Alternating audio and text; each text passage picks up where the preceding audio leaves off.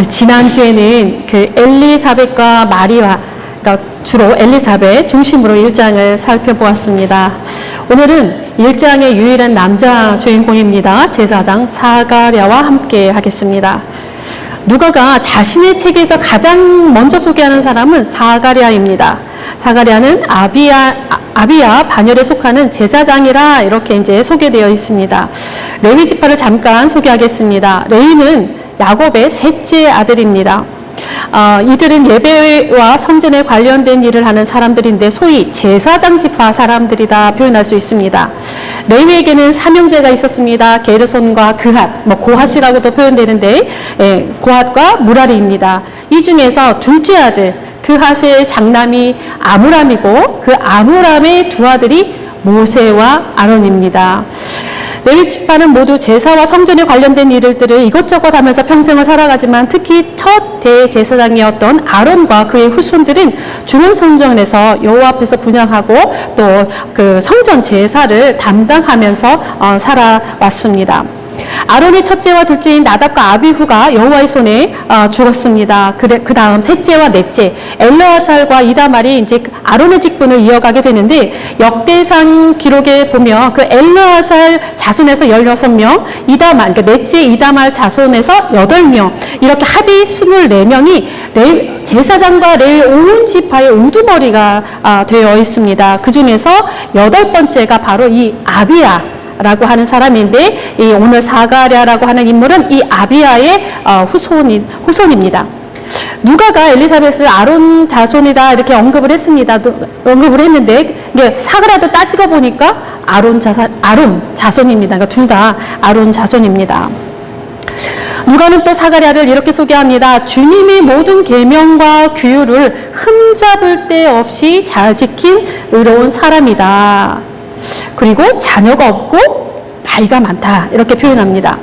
축복의 상징이 된 그 자녀가 없는 의인, 그러니까 축복의 상징인 자녀인데 그것이 없는 의인 이렇게 표현되어 있습니다. 그러니까 세상적인 기준으로는 조금 뭔가 어긋나 있는 모습입니다.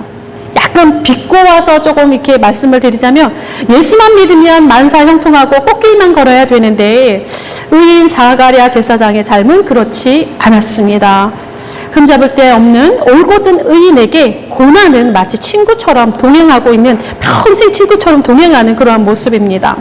그러니까 우리가 고난을 이해할 때도 우리가 좀 새로운 시각이 있어야 될 것 같습니다. 그 사가랴에게 천사 가브리엘이 건네는 첫 마디는 그의 고통이 얼마나 깊은지 말해줍니다. 사가랴야, 두려워하지 말라. 내 간구를 주님께서 들어주셨다. 내 아내 엘리사벳이 너에게 아들을 낳아줄 것이다. 내 간구를 주님께서 들어주셨다. 그러니까 사가랴의 간구. 모든 인간적인 희망이 사라진 자신의 현실 속에서도 사가랴는 계속 기도했던 것 같습니다. 그러니까 평생에 풀 수 없는 난제요. 그의 기도 제목은 아들이 없다는 것이었는데 엘리사벳도 중간에 보면 아이가 없음을 부끄러움이다 이렇게 표현하였습니다. 그러니까 무자하여 늙어가는 자신들의 모습을 적지 않은 슬픔과 고통으로 경험했던 것 같습니다. 노년에도 이 기도가 이어졌다라고 하는 것은 그 고통이 여전히 이들의 삶의 중심에 있었다는 것을 보여줍니다. 그럼에도 부부의 신앙과 그 삶이 굴절되거나 왜곡되지 않았다는 것이 참으로 놀랐습니다. 그 평생의 기도 제목 하나 들어주시지 않는 그 야속한 하나님인데 그들이 하나님께 대한 섬김과 신뢰는 여전합니다. 이런 모습을 보면 또 우리를 돌아보지 않을 수 없습니다. 우리는 하루에도 몇 번씩 내 기도를 들어주지 않는 그 하나님을 원망했다가 다시 돌아섰다가 어줍지 않은 하나님께 협박을 했다가 값싼 서원을 하기도 하고 하나님이 계신지 안 계신지 막 또 따져묻고 내 믿음이 무슨 소용이 있나 또 우리가 의심하기도 합니다. 가볍게 부는 바람에도 이리 hil비하면서 춤을 추는 것이 우리의 마음인데 이 엘리사벳과 사가랴의 모습은 그렇지 않습니다. 어쨌든 그들의 마음은 엘리사벳은 살짝 비추어졌습니다. 부끄러움이라 했는데 사가랴는 무슨 마음이었는지 드러나지는 않습니다. 어쨌든 자신의 필요와 욕구와는 별개로 이들의 신앙의 헌신은 변함이 없음을 보여줍니다. 그날도 다람쥐 쳇바퀴 돌아가는 일상의 직무를 평소처럼 수행을 합니다. 성전에 올라가고 성전에서 맡겨진 일을 수행하면서 또 여호와 앞에 기도합니다. 여호와 앞에 분향한다라고 하는 것은 기도한다라고 하는 의미인데 대표로 들어가서 기도하고 또 밖에서는 백성들이 다 기도하고 있습니다. 그는 오늘 무슨 기도를 했을까 생각이 듭니다. 긴 세월 침묵하신 하나님의 시간, 마치 당시 이스라엘의 현실과 많이 닮아 있기도 합니다. 그 더딘 시간이 흐르고 가브리엘이 찾아와 하나님이 너의 간구를 들으셨고 아들을 주실 것이라 얘기합니다. 그리고 천사에 전해주는 말을 가만히 들여보니까 적어도 사가랴가 기도했던 것만큼 그것보다 훨씬 더 큰 것으로 임하고 있는 것을 우리는 발견할 수 있습니다. 14절에 너도 기뻐하고 즐거워할 것이요 많은 사람도 그의 태어남을 기뻐하리니 이렇게 되어 있습니다. 너도 그리고 많은 사람도 라고 기록되어 있습니다. 사가랴에게 임한 그 하나님의 응답이 그 사가랴라고 하는 개인의 울타리를 훌쩍 넘어서 모든 사람이라고 하는 것으로 확장되어 있습니다. 그러니까 단순히 사가랴와 엘리사벳이 부모가 되는 개인적인 사건으로만 머무르는 것이 아니라 공동체에 영향을 미치는 공공의 사건으로 임한다 이렇게 해석이 됩니다. 그 모두에게 기쁨이 되어 온다라는 것입니다. 여기서 이 기쁨이라고 하는 이 단어는요, 어떤 문제나 긴장감이 없는 아주 감정이 정점인데 그 고요한 평안을 가리킵니다. 헬레니즘 문화에서는 축제의 기쁨을 나타내기도 하는데 히브리어로는 은혜, 호의 이렇게 상응하는 단어가 되어 있습니다. 의미적으로는 샬롬, 그러니까 하나님의 평강에 가까운 것 같은 그런 기쁨입니다. 누가는 특히 기쁨을 그러니까 공간복음 중에서 누가는 이 기쁨이라고 하는 단어를 많이 사용을 합니다. 그래서 누가복음을 읽으실 때 기쁨이라고 하는 단어가 나오면 그 본문을 좀 더 이렇게 유의 깊게 읽어보시면 좀 더 우리의 어떤 그 성경을 읽어가는데 풍성한 또 우리가 뭐 여러 가지 보물들을 만날 수 있을 것 같습니다. 이 사가랴에게 주신 하나님의 응답. 여기서 우리는 기도에 대한 중요한 속성을 또 발견합니다. 기도가 가지는 공공성입니다.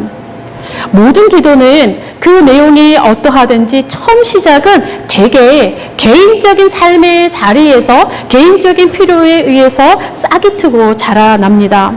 그러니까 개인적인 필요들, 우리가 주기도에도 나오죠. 오늘의 일용할 양식을 구하며 하늘을 향해 올라가는 것이 기도라고 한다면 위로부터 주신 하나님의 응답은 하나님의 나라와 연결되어 있습니다. 하나님의 나라와 연결되어 있다라고 하는 것은 기도하는 그 사람만을 위하여 주시는 응답이 아니라는 점입니다. 하나님의 응답은 모두가 그렇습니다. 기도하는 자만 잘 먹고 잘 살고 기도하는 자만을 축복하시기 위한 그 하나님의 응답이 아니라 기도자가 받게 되는 그 응답은 하나님의 선하신 뜻이 이 땅에 이루어지는 통로로 삼고 있다라는 사실입니다. 물론 가장 먼저는 기도하는 자가 그 기쁨을 맛보게 되어 있습니다. 그 다음으로는 점점 더 공동체로 확장되어 가면서 함께 온 누리가 그 기쁨을 맛보게 하는 것, 하나님의 응답이 가지고 있는 본질입니다.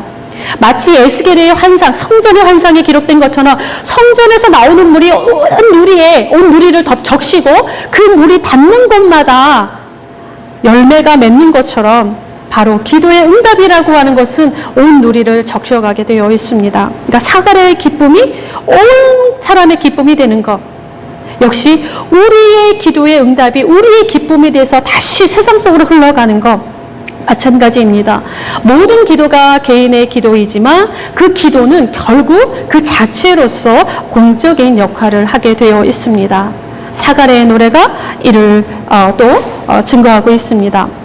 1장에는 매우 중요한 초대교회 전승 2개의 찬가가 기록되어 있습니다. 이 떼제 찬양을 통해서 우리에게 많이 소개가 되었는데 하나는 마리아의 찬가, 하나는 사가랴의 찬가입니다. 오늘 읽어드렸던 본문이 이 사가랴의 찬가인데요. 제가 이거 잠깐 들려드리겠습니다. 또 한번 들어봐야죠.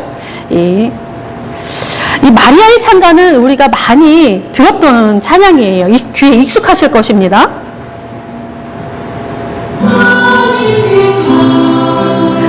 내 영혼이 주를 찬양합니다라고 하면서 우리 개신교에서도 되게 많이 불러요. 영원히 내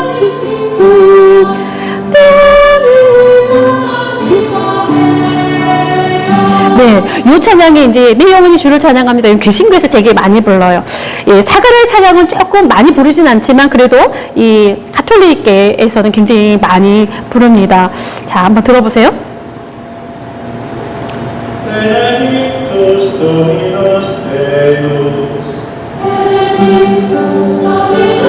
베네딕투스 도미노스 데우스인데요.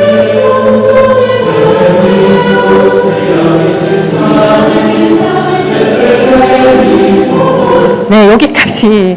이제 마리아의 찬가나 이 사가랴의 찬가나 지금 우리 성경에 나와 있는 그 찬가 첫째 줄이에요. 그것을 그대로 이제 라틴어로 이렇게 소개가 된 찬양인데요. 이 마리아의 찬양, 그러니까 46절부터 55절까지, 그리고 오늘 읽었던 68절부터 79절까지 이 사가랴의 찬양 이 두 가지는 곧 태어나게 되는 두 사람, 세례요한과 예수님입니다. 그들이 누구인지, 그 두 사람이 누구인지, 그들이 무엇을 하러 오는 분들인지 명확하게 그것을 드러내주고 있습니다.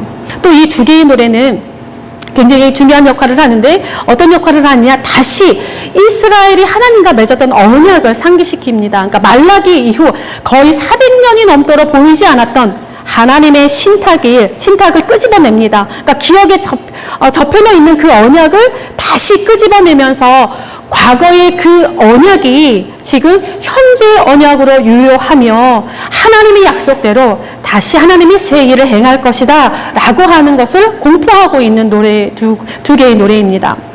예, 특별히 또 누가는 자신의 책 첫 장을 시작하는 이야기에서 이 세례 요한의 탄생을 무게감 있게 등장시키고 있는데, 이 세례 요한은 그 자체로서 신약과 구약, 즉 언약을 연결시키는 인물로서 매우 중요하게 자리매김을 하고 있습니다. 말라기의 말씀, 그러니까 구약의 마지막 예언서 말라기의 말씀을 제가 잠깐 읽어드립니다. 보라, 여호와의 크고 두려운 날이 이르기 전에 내가 선지자 엘리야를 너희에게 보내리니 그가 아버지의 마음을 자녀에게로 돌이키고 자녀들의 마음을 그들의 아버지에게로 돌이키리라. 이렇게 말씀한 말라기 4장입니다. 또 3장에는 보라, 내가 내 사자를 보내리니 그가 내 앞에서 길을 준비할 것이요, 이렇게 되어 있습니다. 그런데 오늘 누가복음 1장에서는 또 이 세례 요한을 이렇게 표현합니다. 그가 또 엘리야의 심령과 능력으로 주 앞에 먼저 와서 아버지의 마음을 자식에게 거스르는 자를 의인의 슬기에 돌아오게 하고 주를 위하여 세운 백성을 준비하리라. 17절입니다. 그리고 오늘 76절에 이 아이여 내가 지극히 높으신 이의 선지자라 일컬음을 받고 주 앞에 앞서가서 그 길을 준비하며, 지금 말라기의 말씀을 계속 떠오르게 하는 구절들이 누가에서 끄집어내주고 있습니다. 그러니까 하나님의 언약을 계속 끄집어내고 있습니다. 엘리야 혹은 엘리야의 심령과 능력으로 표현되는 이 세례 요한에게 태어나기 전부터 사명이 주어집니다. 지금 읽어드린 말씀 속에서 나왔습니다. 길을 준비하는 자입니다. 무슨 길인가? 주께서 오실 길입니다.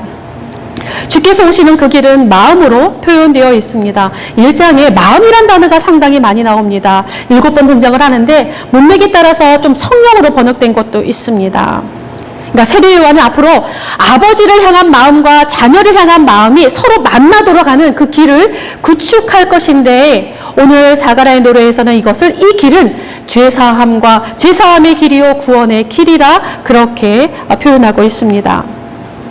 세례 요한의 사명은 아버지의 마음이 그리고 자녀들의 마음이 서로 어긋나 있는 그 이스라엘의 영적 현실을 고스란히 드러내기도 합니다.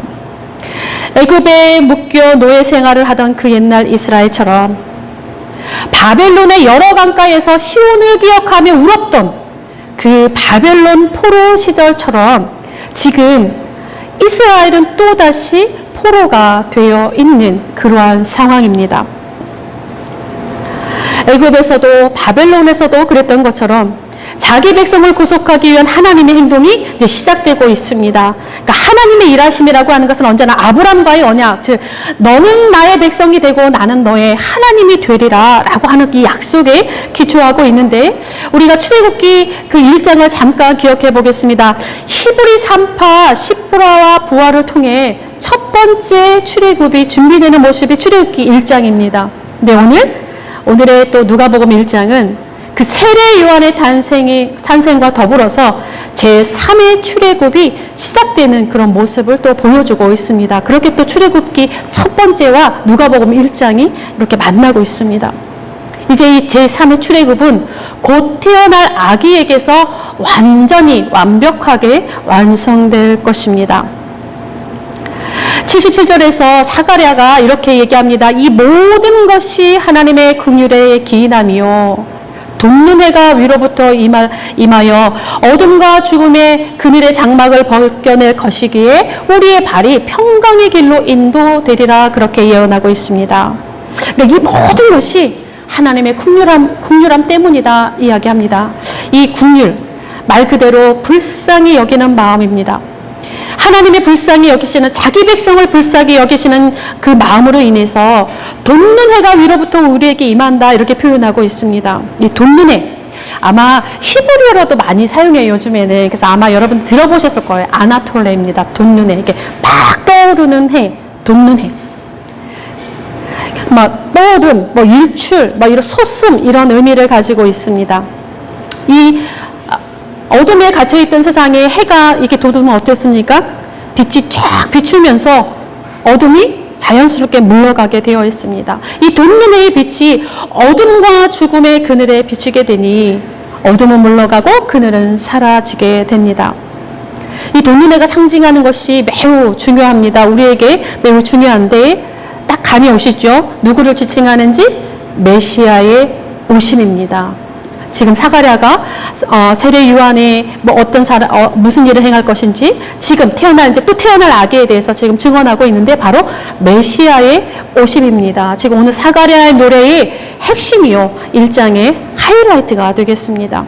바로 하나님의 백성을 향한 하나님의 긍휼, 이 절정은, 이 최고의 절정은 그가 인간이 되어 우리에게 오신다라는 것입니다. 어둠과 죽음의 그늘에 앉은 당신의 백성에게 빛을 비추지 않고는 안 되는 이가 바로 하나님이십니다. 그분의 본성의 긍휼함에 있기에 당신을 거스르며 어둠 속으로 들어가는 백성들이라 할지라도 하나님을 등지고 돌아선 엉뚱한 곳을 바라보는, 그래서 죽음의 장막에 거하는 백성들이라 할지라도 그들을 두고만 보실 수 없는 분이 하나님이라 지금 증언하고 있습니다. 그 긍휼이 하나님을 다시 움직이게 합니다. 하나님의 긍휼은 다시 하나님으로 하여금 구원의 역사를 계획하게 하셨고, 지금 개인의 역사와 인류의 시간에 스스로 침투하시는 그런 사건으로 이어져 갑니다. 우리 놀라운 것은 이 하나님의 계획과 하나님의 시간이 하나님을 깊이 사랑하는 이들을 통해, 기도하는 이들을 통해, 신실하게 자신의 삶을 살아내는 이들을 통해 이 세계로 들어온다는 사실입니다. 돋는 해가 위로부터 임하는 그 길이 하나님 홀로 하셔도 되는데 인간의 필요와 얽혀있고 인간의 기도와 만나고 있으며 인간의 순종과 헌신을 참여하게 하고 있다는 사실입니다. 바로 하나님의 나라가 이 땅에 임하는 독특한 방법입니다. 우리가 비록 아무것도 아니나 엘리사벳과 사가랴, 세례 요한들을 통해서 보여주신 것처럼 하나님은 오늘도 그 하나님의 나라가 이 땅 가운데 임하는 그 방법으로 우리의 믿음과 우리의 순종과 우리의 사랑을 찾고 계신다라고 하는 사실입니다. 바로 하나님은 순전한 사람들의 믿음과 기도와 사랑의 응답을 통해서 돋는 해가 위로부터 임하는 그 평강의 길을 사용하고 계십니다. 그렇게 우리에게 오셨고 또 지금 그렇게 우리를 찾고 계십니다. 우리의 모든 삶의 여정이 그 평강의 길이 되시기를 바랍니다. 기도하겠습니다. 애틋한 사랑으로 우리에게 긍휼을 베푸시는 하나님, 오늘도 위로부터 임하는 돋는 해를 간절히 바랍니다. 그 빛으로 인하여 세상의 어둠이 사라지고 죽음과 폭력의 그늘이 더 이상 사람들을 삼키지 못하도록 도와 주옵소서. 이 나라에도, 북한 땅에도, 우크라이나에도, 가자 지구에도 지금도 소리 없이 흘리는 그 눈물의 고통 속에 주께서 오시는 평강의 길이 열리게 하옵소서. 비록 우리가 약하나 주께서 오시는 그 길의 한 조각이 되게 하옵소서. 돋는 해로 위로부터 임하시는 예수 그리스도의 이름으로 기도드립니다. 아멘.